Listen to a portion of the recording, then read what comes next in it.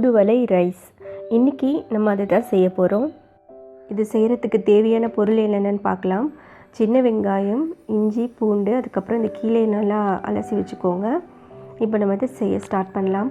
குழந்தைங்களுக்கு இந்த ரைஸ் கண்டிப்பாக பிடிக்கும். நீங்கள் கிட்ஸ்க்கு இதை செஞ்சு கொடுங்க. அவங்களுக்கு கோல்டு ப்ராப்ளம்க்கு இது ரொம்ப யூஸ்ஃபுல்லாக இருக்கும். இன்னும் சொல்லப்போனால் ரசம் கூட சாப்பிட மாட்டாங்க. பட் இந்த மாதிரி டிஃப்ரெண்ட்டாக ட்ரை பண்ணி பாருங்கள்.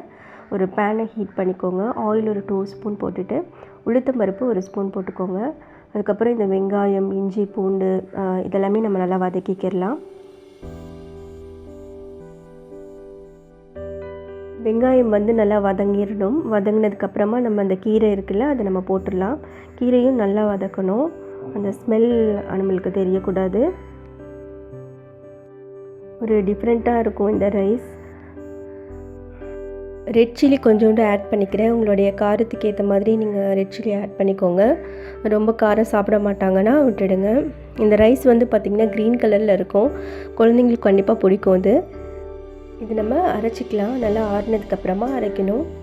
அரைச்சாச்சு. பார்த்திங்கன்னா க்ரீன் கலரில் இருக்கும். இதை வச்சு தான் நம்ம ரைஸ் செய்ய போகிறோம். வாங்க செய்யலாம். இப்போ நம்ம ரைஸ் செய்யலாம். அதுக்கு நம்ம ஆயில் ஒரு 2 ஸ்பூன் ஆட் பண்ணிக்கோங்க. அதுக்கப்புறம் கடுகு, உளுத்தம்பருப்பு, கடலைப்பருப்பு, அப்புறம் வேர்க்கடலை இதெல்லாம் கொஞ்சம் கொஞ்சம் போட்டு அதை கொஞ்சம் 2 நிமிஷம் ஃப்ரை பண்ணிக்கோங்க.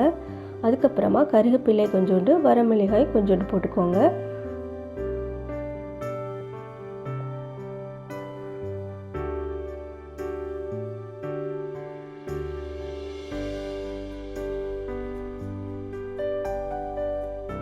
ஃபைனலாக நம்ம அரைச்சி வச்சுருக்கோம் இல்லைங்களா, அதையும் நம்ம இதில் போட்டுட்டு அதை நல்லா வதக்கணும். அப்போ தான் இவ்வளோ நேரம் வதக்குறோமோ டேஸ்ட்டும் நல்லாயிருக்கும்.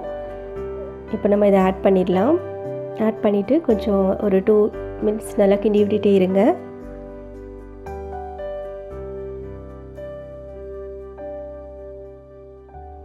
சால்ட் உங்களுக்கு தேவைக்கேற்ற அளவு நீங்கள் போட்டுக்கோங்க.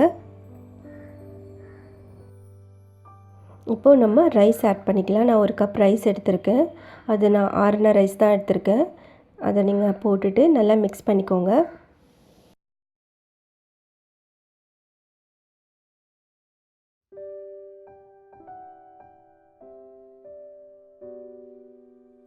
உங்களுக்கு காரம் கம்மியாக வேணும் அப்படின்னா நீங்கள் இஞ்சி கொஞ்சம் கம்மியாகவே போட்டுக்கோங்க. சால்ட் ஆட் பண்ணிக்கோங்க சாதத்துக்கு ஏற்ற மாதிரி. அவ்வளோதான், சாதம் ரெடி ஆகிடுச்சு. இதை நீங்கள் குழந்தைங்களுக்கு ஸ்கூலுக்கு கூட கொடுக்கலாம். கண்டிப்பாக டேஸ்ட்டாக தான் இருக்கும். ட்ரை பண்ணி பாருங்கள். ஃபைனலாக ரெடி ஆகிடுச்சு. சாதத்துக்கு நீங்கள் ஏதாவது ஒரு பொரியல் எடுத்துக்கோங்க. வீடியோ பிடிச்சிருந்தால் லைக் பண்ணுங்கள், சப்ஸ்கிரைப் பண்ணுங்கள்.